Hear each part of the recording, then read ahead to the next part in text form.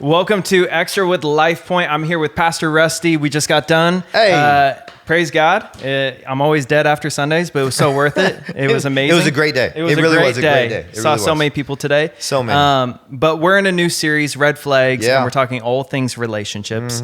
So I just wanted to dive right in to your message. In your message, Yeah. you mentioned mutual submission as a key to a Yeah, happy man. marriage. Yeah. For couples, though, who may struggle with this concept, can you elaborate and give a little helpful advice in this area for those that Well, maybe struggle?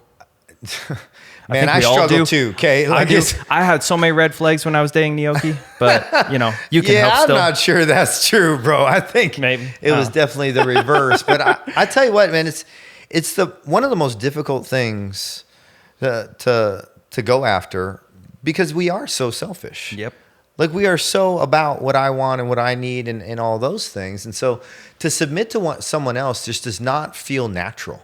Yeah. And truthfully, it's not, which is why God so often calls us to be countercultural, calls us to go against that and go into the way that He would have us operate. Yeah. And so with mutual submission, I think that the hardest thing there is about it is basically saying, I'm going to serve someone else.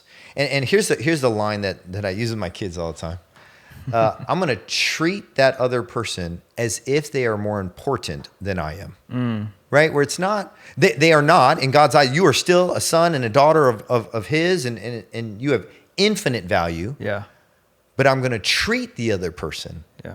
as if they're more important. And I think when you do that, then you start to say, okay, I'm going to submit to you, and your spouse submit to you, and you can move forward. Yeah. Hard. It is hard. And, my question is, okay, let's say somebody's, they listen to the sermon today Yeah. and they feel challenged. Like, I want this, but is it just like one conversation and then like we're all of a sudden doing it? Stop like, it. How does that work? Stop like, it. what's the play here? Do I need accountability? Like, what does that look like? Yeah. I think that's one of the things that I put in there that's often seems, like it doesn't fit. Yeah. Is that we don't disengage with others. Because I'll be honest, man, there's a lot of times where we're even in our discussions that I have with Brittany, I still think I'm right. Right. I think no, I'm telling the truth here. I'm good.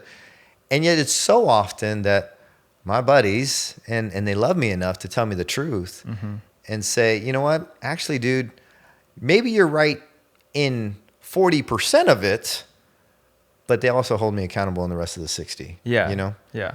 And so having those people that you trust, that have wisdom, that walk with the Lord in your life, man, what's that old adage, right? Show me your friends, I'll show you your future. Right. Like it matters. Right.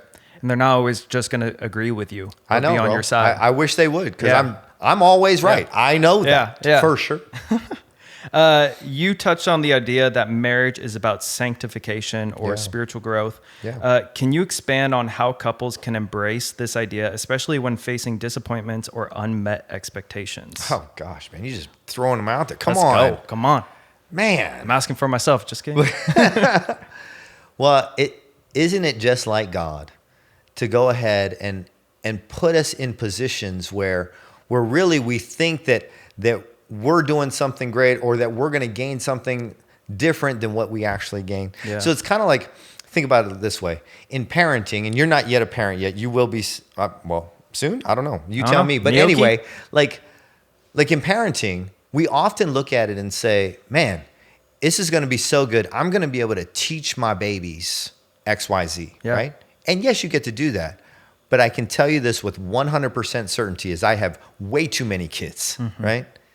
Is that God actually uses parenting to train me. That He uses those relationships to then grow me to understand that I don't have it all figured out. And maybe the theory that I once had with XYZ isn't actually going to work because I'm working with a human being, with a person with feelings and emotions and so on and so forth. And so I think He does the exact same thing within our marriages, where even in the midst of the disappointments, in the midst of the challenges, in the midst of the heartache, man, He's growing us to begin to take those and maybe put their interests above ours, to find interesting what they find interesting, to lay down our needs and our desires in order to serve. And in that, we get to grow. Yeah. And it's amazing. It's amazing when you see the people that have been married 30, 40, 50, 60 years. Yeah. Man, they're just like a ball of wisdom because they've been learning how to do that for so long. Yeah. Yeah. No, that's amazing. great. And I want to take this last minute just for you to maybe encourage that person that's listening to this and they feel like they're a failure in their marriage, in their relationships, dating or whatever. How would you encourage that person that maybe just feels like I've missed the mark, I haven't, done all that I can, I feel like a failure, Rusty? Yeah. These topics are hard. They're challenging. I mean, I can point out multiple people within the service that are going through very, very difficult relational times. They're separated, they've been fighting, whatever it may be. And I always look at that and I think about them when we're up there. Yeah. And I think the best thing that we can do, and I was just talking to someone right after service, and she actually said, Russ, I was in the exact same place. That I was separated from my spouse for 6 years. And she said the best thing that we can do is believe for the best moving forward. So good. To believe that, won't God do it? Can he not do it? And when you hear from someone who's been in that and in the trenches and all of that, and she says, no, I get it. It's hard. I've been through it. But I just kept believing and I just kept taking more steps toward Jesus. And this is what she said. She said, I finally understood what it meant to put Jesus first in the relationship. Because then he had a chance to work on me and then work on us. And it was just like mic drop. Yeah. Because this is a woman who's been through it. Yeah. And is walking through it. And now is coming up on the other side and praising God for it. Yeah. That's why there's so much beauty in our testimony. Beauty. He never wastes a hurt. Yep. Ever. Never, ever. Nothing is ever wasted. Yep. Not one thing. It's great. So yeah, it's amazing. Awesome.